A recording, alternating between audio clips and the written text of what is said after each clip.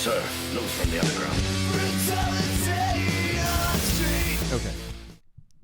Hello, welcome to The Underground. This is the podcast where we talk about the world and how crazy and weird and messed up it is. Today on the podcast, I'm your host, Duncan Michael McPherson, and I would like to talk about Dave Chappelle and his new special called The Closer. So, I watched The Closer today. It was fantastic, hilarious, dark. He did what I love about comedy, which is he went to places that you're not supposed to go. He talked about things that were taboo. I think that's the point of comedy. I think that's our outlet for those things so that we can talk about them and treat them with some humor and some conversation and get people talking about things like that. And obviously people don't like that anymore because nobody does that anymore, really, except for Dave Chappelle. I think Bo Burnham kind of did it in Inside, but I do think there was like a distance in that one. But Dave Chappelle just goes right at it, and I really appreciate that kind of comedy that goes right for the jugular and makes you uncomfortable and makes you think, should I be laughing at this? That's the best comedy.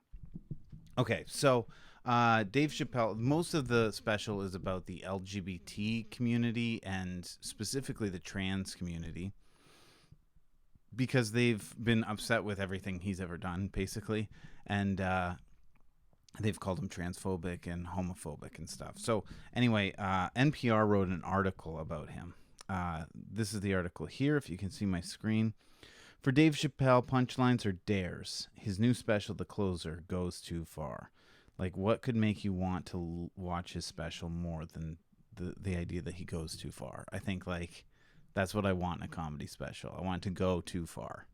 Just a little bit too far. Yeah. So I want to read some of this. In The Closer, Chappelle eventually says he's jealous of the progress of the gay rights movement has made in America.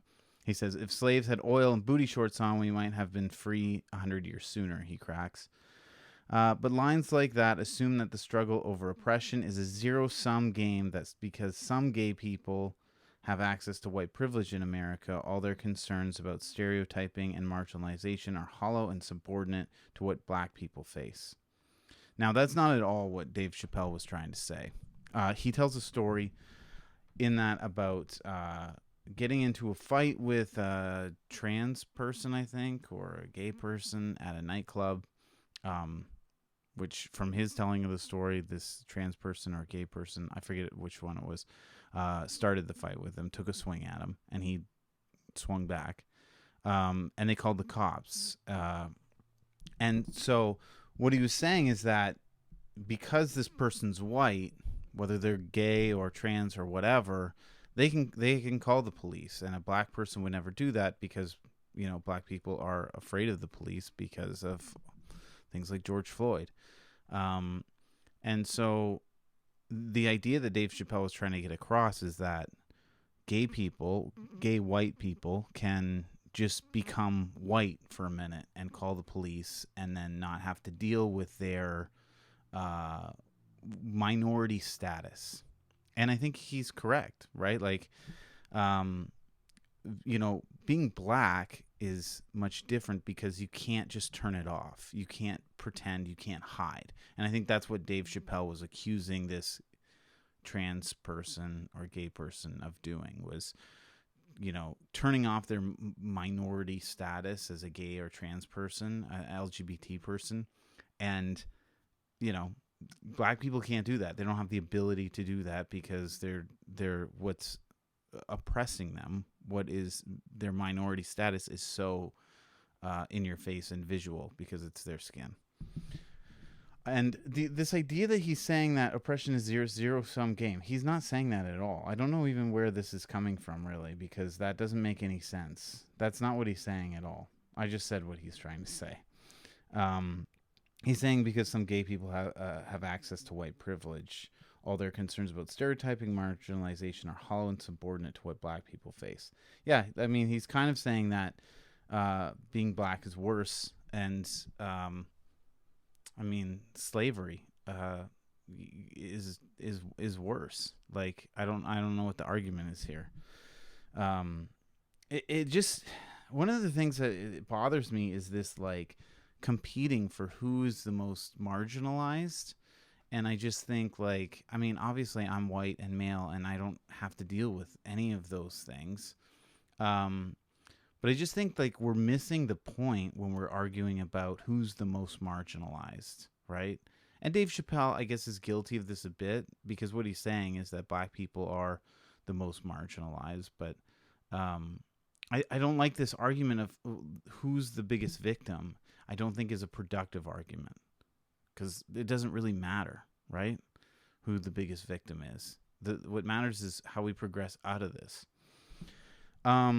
Then he goes on to say, too often in the closer, it just sounds like Dave Chappelle is using white privilege to excuse his own homophobia and transphobia, which is so ridiculous. I don't think, I don't think that, like Dave Chappelle says in this thing a lot of times, if you actually listen to what I'm saying, I'm not homophobic, I'm not transphobic, I'm not against women. But he's critical of these things. And the world that we live in, you can't be critical of something without, dismissing it, really, right? You can't have a criticism about the Me Too movement or the LGBT movement without being the enemy of those movements. And that's so stupid, because we need criticism and critical thinking in order to come up with better ideas about how to progress through the world and live in the world and all that stuff. So that's my thoughts on it. I'm going to stop there. I might talk about this again, because this is a lot of the things that I think are wrong with the world and the world that we're living in. And it has a lot to do with COVID, really. It has a lot to do with what's been happening since Donald Trump became president, and maybe even before that, because the world is against this idea of critical thinking. I think that we don't like criticism, so we're trying to, like, paint the world into a black and white, and it's not going to work, and we have to find another way to deal with issues in society. So thanks for listening. God bless, and I'll see you next time. Bye, everybody.